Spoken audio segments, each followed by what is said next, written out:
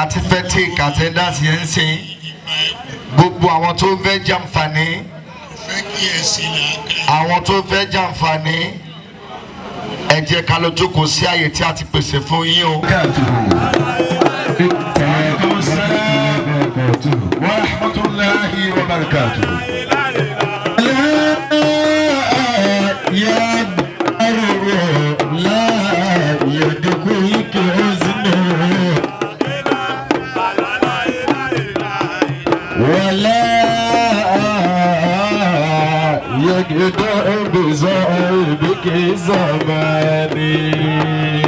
Báàtì ṣe kí Ọlọ́run tán kí Ànábì Muhammad Sọláàtì.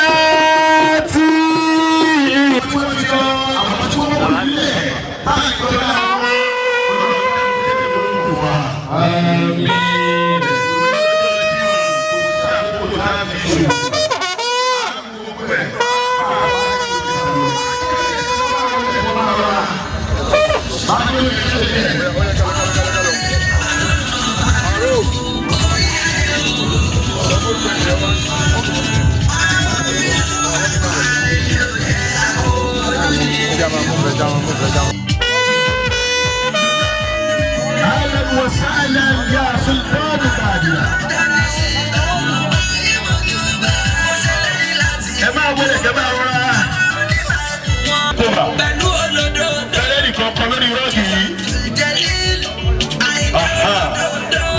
No one should stand on this road. No one. You press. The back to take a picture. I don't have to. The back to take a picture. You don't please leave that box. Ọlọ́run jẹ́ kẹ́mi yóò kún fún wa o. Wọ́n ti bàbá ìmáàmù ìlú bàbá fi gbogbo àwọn ìmọ̀ tí wọ́n bẹ́ kalẹ̀ Ọlọ́run sọ ilé sọ dáadáa. Ọlá nínọ́bì lọ́dọ̀ Ọlọ́run. Wàlá ilaha illallah. Nígbà àkókò wa mi ò lè máa dárúkọ wa lẹ́yọ̀ kọ̀ọ̀kan gbogbo ìlú kọ̀ọ̀kan tó ń bẹ lábẹ́ yìí. Mo fi bàbá ọba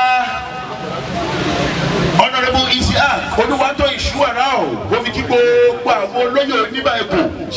Yomide Iyyaka na'budu wa iyyaka nasta'in. Muflihuna wa ulaika wa ni'mal mawla wa ni'mal nasir wa ni'mal wakil mawla wa ni'mal nasir. Allahumma lidakuma bayila ya wa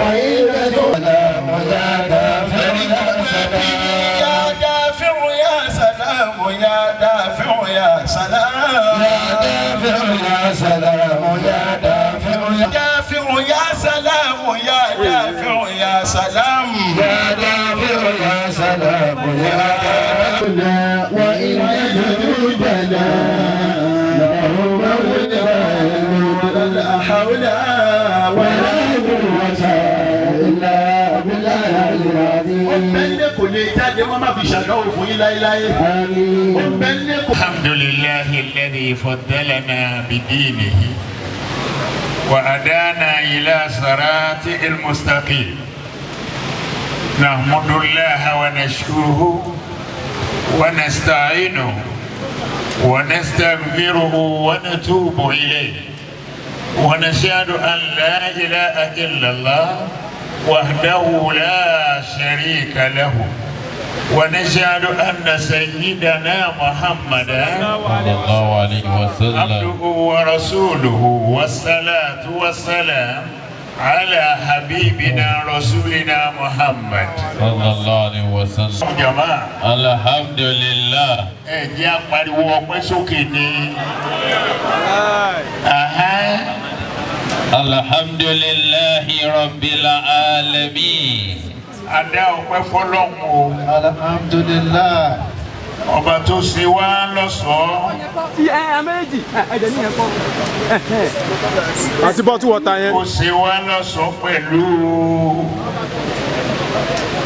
ìjẹ́ Mùsùlùmí. Àwa jẹ́ Mùsùlùmí náà. Ọlọ́run kò ṣe wá ní Mùsùlùmí lásán tí ó gbàgbọ́ yé Islam. Ọlọ́run ṣe wá ní Mùsùlùmí tó gbàgbọ́ yé oríire wa Ọlọ́run má sọ dorí ìburú.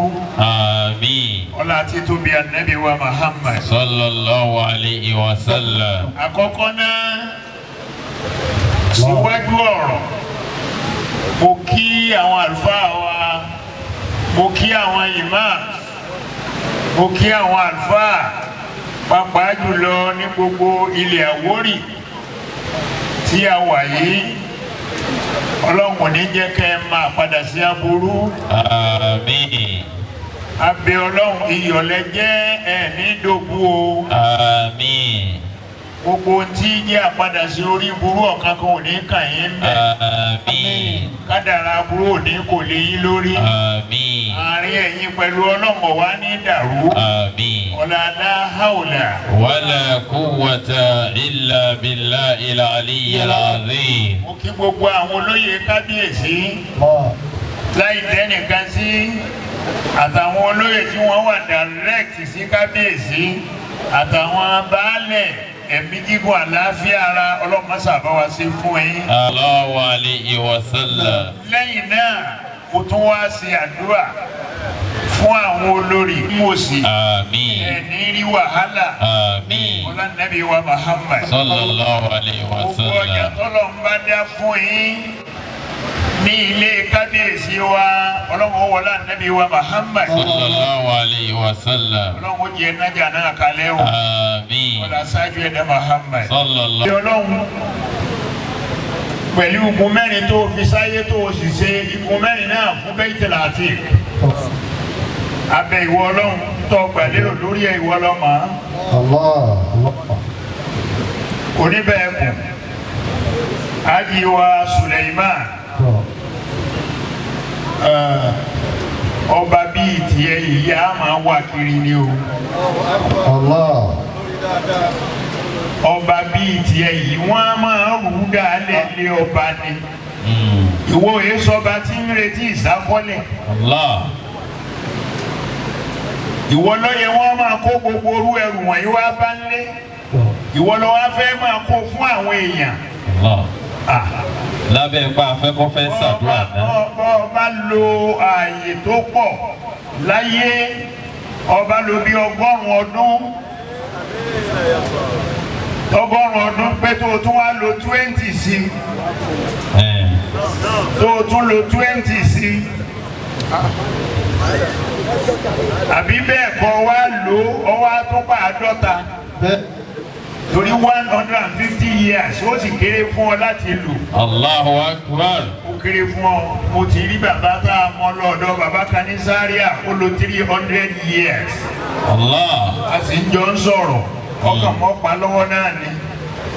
Àwọn èèyàn sì ń dúró ti lápá kejì. Lábẹ́ ipa afẹ́ ṣàdúrà kí bàbá tó kó sínú ọ̀rọ̀. Irú eléyìí, irú ètò ìṣe yìí oníbẹ̀ẹ̀kùn ọ̀hún lọ́dọ̀ àwọn lọ́balọ́ba.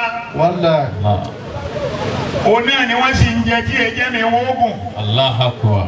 Òun ni wọ́n ń jẹ ní yìí wọ́n èéfì kalẹ́.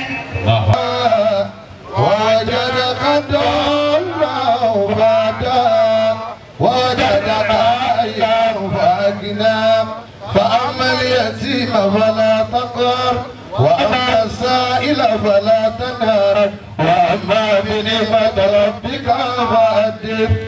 بسم الله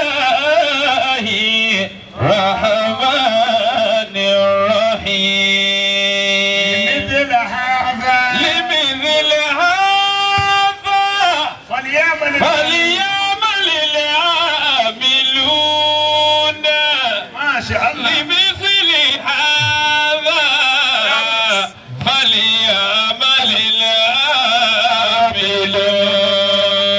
العاملون. Gbogbo àwọn àlejò tá a wà ń bí àtúnílé ni mo béèrè lọ́wọ́ ẹ̀. Ìbéèrè ni ẹ dá mi lóhùn. Eléyìí dà bí ọ̀dà. Ó dáa. Ẹ sọ̀rọ̀. Ó dáa. Ẹ wí bẹ́ẹ̀ lẹ́ẹ̀kan sí. Ó dáa. Ẹ wí bẹ́ẹ̀ lẹ́ẹ̀kan sí. Ó dáa. Ànábì wa Muhammad. Sallallahu alayhi wa sallam. Ó ní bá a bá fẹ́ sọjọ́ bí ara ẹni. Àwẹ̀ là á gbà. Àti sàárà. Ká sì ṣàdúrà. Ká ṣe sàrà. Ìjókòó lọ́kàn. Kọ́. ìjókòlọ́kà níbi ní bọ́ bá ń jó ó yẹ ká bi ọ́ léèrè ọdún mélòó ló kù tó lò bọ́ọ̀ bá ti rí sì mú wa jẹ́ gbómùgọ̀ ní ọ́.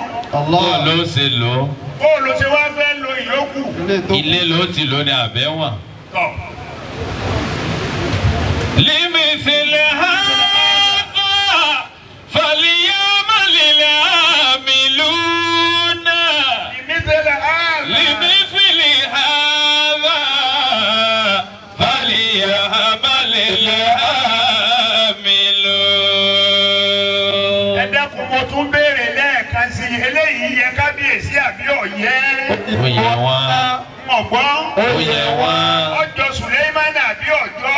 wọ́n jọ. mọ̀gbọ́n. wọ́n jọ. bí a bá pè é láwùjọ níyì tí fìlà rẹ̀ ń gbó. Ó kíyèsí. tí bàtà ń gbó lẹ́sẹ̀ rẹ̀. tó wá dẹni tí ń tẹ̀gbẹ́ fún bàtà tó ti jẹ. ìṣòkò tó ń jẹ́ ní láwùjọ máa fún sí i. ó kọ tí kábíyèsí oníbẹ̀ẹ́kù tí ń jẹ́ náà ní ń jẹ́. ó jẹ́ orúkọ tí jọ̀hún tẹ́lẹ̀ náà òun náà ní Sùlẹ́mánà jọ náà. wàhálà kọ́ni àtẹ̀yìnà Dáwúdà wa Sùlẹ́mánà ìlímà.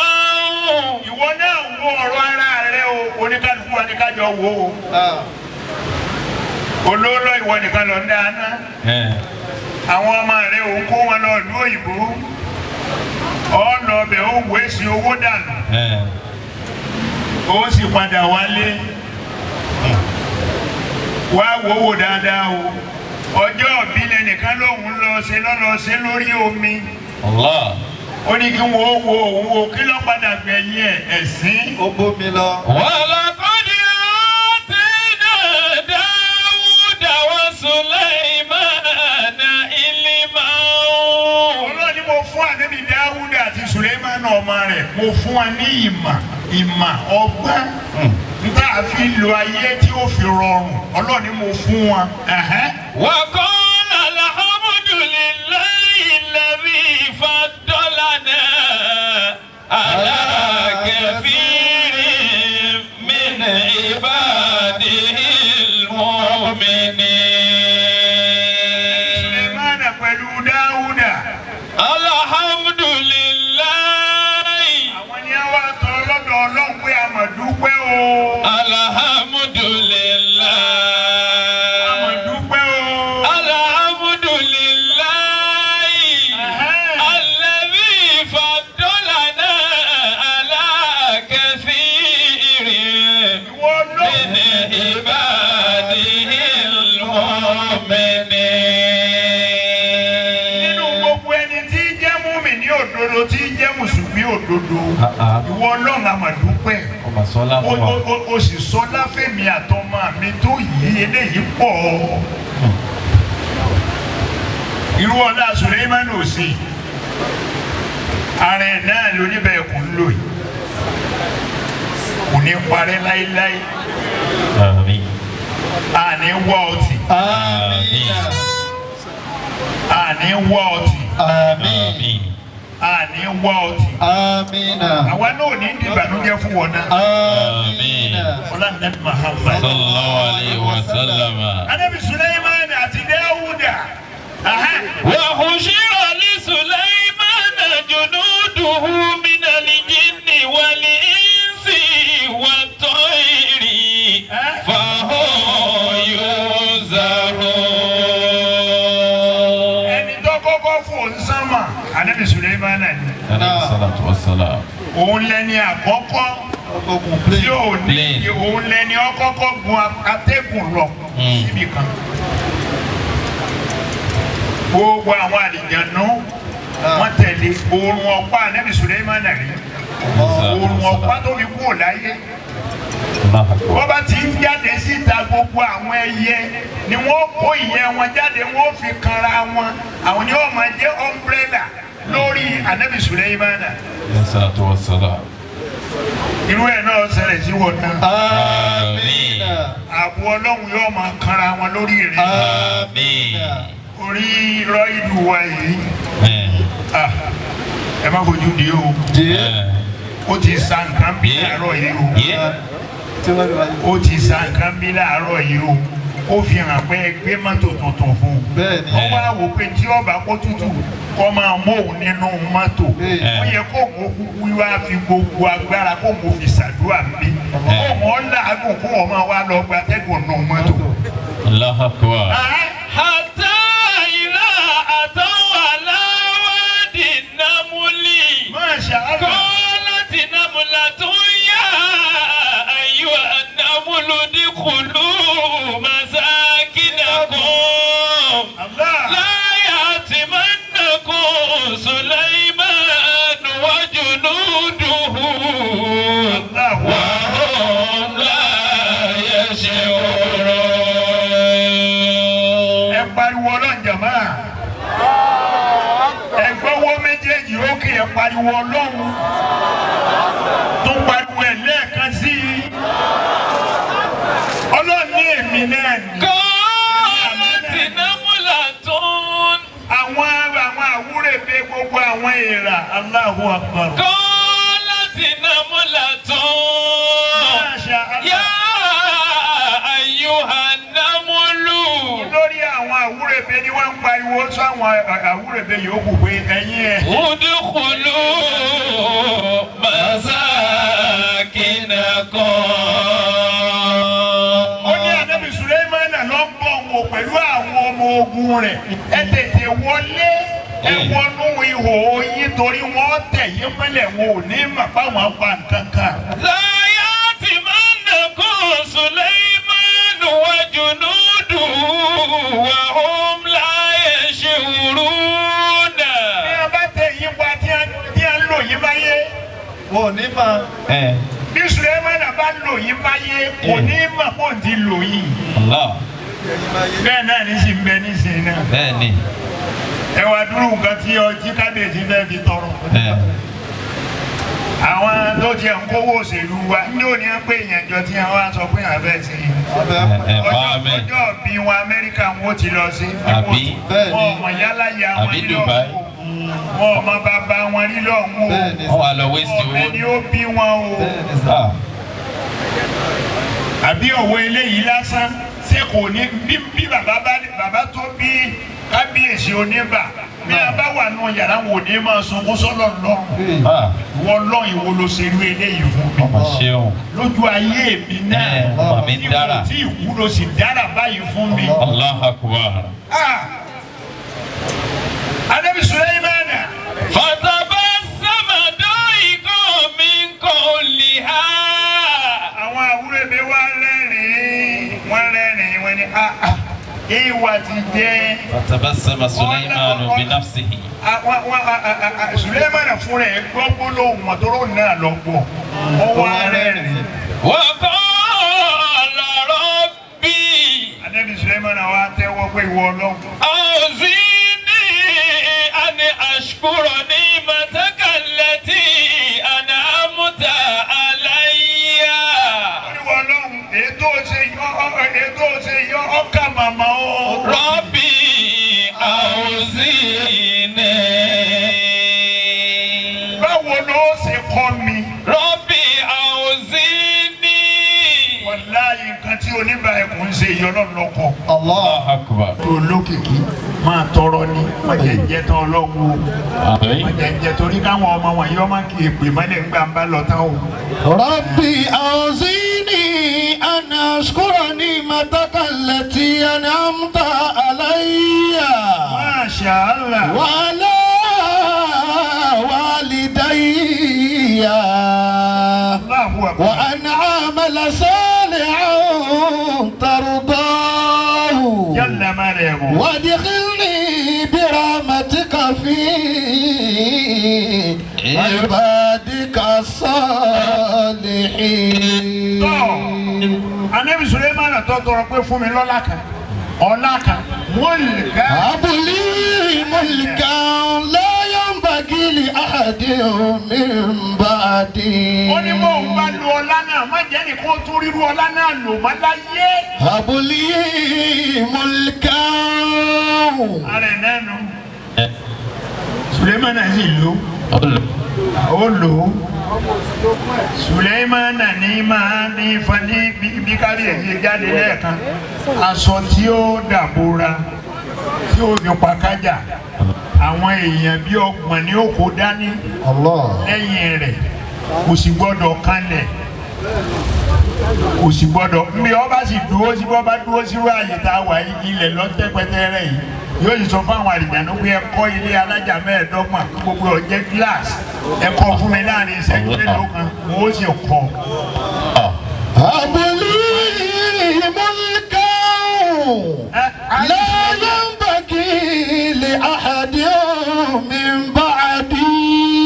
Gbogbo ṣe lè dúpẹ́ fọ́lọ́run tó lónìí abẹ́ ọlọ́run tó bá dọdún tó ń bọ̀ jẹ́ kọ́pẹ́ ẹ̀ ló délé yìí lọ. Amina. Ọlọ́run Muhammad Sallallahu alaihi wasallam. Ẹ̀yin àfa àwọn atẹ wà níkàlẹ̀ mo bẹ̀ yín sẹ́ ẹ ṣe iṣẹ́ ìdojúrú. Kẹ̀yà gbẹ́kìnní ìwà o, àwa ló kàn o. Kò ní dojú. Bàbá wa authority. Ọlọ́run Muhammad. Ọlọ́run ọlá bí ọ̀tá ṣe pọ̀ tó fún Tinubu tó. Allah. Tí mo sọ pé sáyù sámúrì jẹ́mù. Wọ́n yóò dúbúrà. Wọ́n ló borí. Èdè wo ní yíra wọn mọ́ nígbà tó gòkè wọ Tinubu. Nígbà tí ó gòkè èdè wo yíra wọn mọ́. Mo ò ríra wọn gbámú mọ́.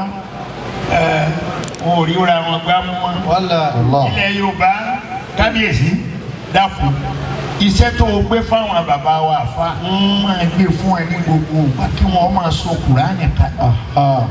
Kí ìmọ̀lẹ̀ Ọlọ́run kọ́ hàn ní gbogbo tí ń jẹ́lẹ̀ Àwórì. Pàápàá jùlọ ìlú Ìbà yìí kò ní parẹ́ láíláí.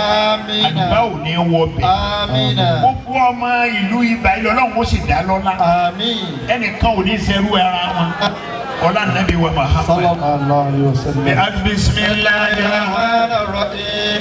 Tabarakalladhi biyadihil mulku wa ala kulli shay'in qadir. Alladhi khalaqal mawta wal hayata liyabluwakum ayyukum ahsanu amala wal azizul ghafur. Alladhi khalaqa sab'a samawati tibaqa. We thank God for His mercy to give us the kind of the person we are seeing now. You know, sometimes if anybody is contesting or vow for the kingship, nobody will know what the kind of person will become. But everybody in Awori land can beat their chest that this is the first king we have in Awori land. And sincerely yours, you have been performing well, both infrastructures, empowerment, and even is helping the whole Iba indigene to know what they are doing. People that are not, taking education serious, all of them are having admission in all the places they ask for. The moment you go to him and request for any assistant to any school, he will give them letter, and when they get to that school, they will admit them. So it makes everybody to go to school now to know that education is a paramount. It's one of the things that you do that you achieve your goal in future. Sincerely yours, the Kabesi is a God sent. Ebi tẹ kéré gan, mo kéré nínú àwa baálẹ̀ láti ṣàdúrà fún kábíyèsí wa. Bẹ̀ẹ̀ nípa oore ọ̀fẹ́ ni màá kàn fi lè ṣe àdúrà bí ìṣẹ́jú kan péré pé bàbá wa Oniba wọ́n ṣọdún yìí wọ́n á ṣe mí. Ọlọ́run ò ní ṣe léyìí láṣẹ mọ́ fún wọn. Wọ́n á máa ṣe nínú ọlá ńláńlá, ẹ̀mí gígùn, ayọ̀, owó, ọmọ, àlàáfíà. Gẹ́gẹ́ bá a ṣe gbọ́ nínú ìtàn wípé gbogbo ọba tó ń jẹ ní ìlú Ìbà ọmọ kékeré ni wọ́n ti ń jẹ. Kábíyèsí ọba Dr. Suleiman àwọn náà wọ́n ti wá fọmọ kékeré jẹ. Àdúrà wa sí wọn ni pé bí gbogbo àwọn ọba òṣìwájú bọ́n ṣe pẹ́ láyé tó lágbára Ọlọ́run kábíyèsí wa yìí Oniba ọba Dr. Suleiman wọ́n á pẹ́ ju gbogbo ọba bàbá tó ti ń jẹ nílùú ìbàyí lọ. àdúrà mi fún kábíyèsí ni pé olúwa máa ràn wọ́n lọ́wọ́ wọn ò ní kú kó òjijì tọmọtọmọ wọ́n á máa tẹ̀síwájú nínú ohun gbogbo. And indeed, we are very, very thankful on this. We are thanking him, the Oniba of Iba land, His Royal Majesty, Oba Sulaiman Raji Ashadewon, that the good Lord is going to continue to uplift him. The good Lord is going to continue to protect him. He's going to continue to give him wisdom, knowledge, and understanding. That this empowerment he has done this year, by this time next year, it will be an elaborated one more than this. We appreciate the king for doing this kind of things to us. We don't believe, we don't expect up to this extent, but we thank you for giving everybody empowerment. May God Almighty be with him, sir. Sulaiman Adeshina Raji Ashade, the Oniba kingdom. We're really happy being the Kabiyesi of this Iba town, and we pray that may the Lord protect kind, glory. In his kingdom, I think they have benefited more from the Kabiyesi since he became the Kabiyesi of Iba, the Iba town. So, and for that, we need to commend him and ginger him to do more. A lot of people that will benefit from here. Some people can be from here to make it in life. What is more good, more encouragement for other people, other king and other people that have something to do. Not until we went to party before we can do things to people. This is so lovely for celebrating our birthday and doing this. I've learned a lot from this, and God will give you more strength, more money, and more wisdom of doing this. And actually, this is not a new thing in Iba and as a whole in unionism area, because of Imperial King Adeshina Sulaiman Ashade, he has been doing this. This is not the first time that he has been doing this. Even by the virtue of assisting people from the onset of where he started, when they crowned him as the Oba of Iba, he has been doing this. But this is just a major one because of people need such things. Because everybody believes on government. That it's only government that can do this. That local government is the only person that can do, or senator or this. But this is a new thing. If Oba can be doing this, so we are very impressed by him sharing all these such things. So people are very impressed. Not when we go and meet government before we can do this. If Oba can be doing this, I believe this is a sample for the remaining Oba and individuals that can do such. Ọjọ́ tí ọba láàfin Ọ̀yọ́ tó ló ń fẹ́ tààfin bàbá tó ló ń fẹ́ lọ́mẹ́kùn lóye ǹjọ́ ọ̀rẹ́ tí tó ṣẹlẹ̀ níjọ yẹn wọ́n pe bàbá olúkálukú kí hàn lọ́rẹ́ ẹ̀mẹ́kùn wà nù gbó ṣe ni wọ́n ń sá kíjo ni wọ́n rìn ní òjò lẹ́yìn ẹ̀kọ́ wọ́n sọ pé bàbá wọn ò lè sọdẹ ni wọ́n pe bàbá olúkálukú pé kí wọ́n lọ́rẹ́ ẹ̀mẹ́kùn wà bàbá wọn sá kíjo